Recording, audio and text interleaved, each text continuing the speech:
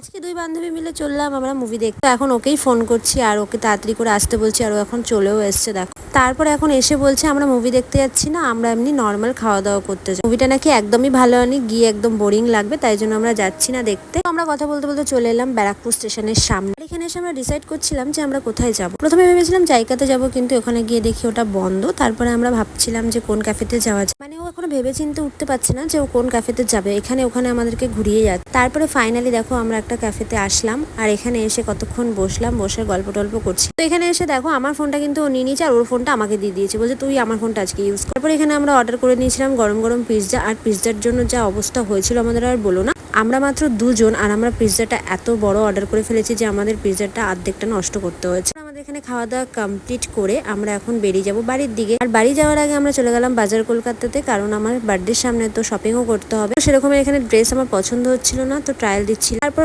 করে আমরা এখন সোজা চলে যাই বাড়ির দিকে। দেখা হচ্ছে নেক্সট ভিডিও।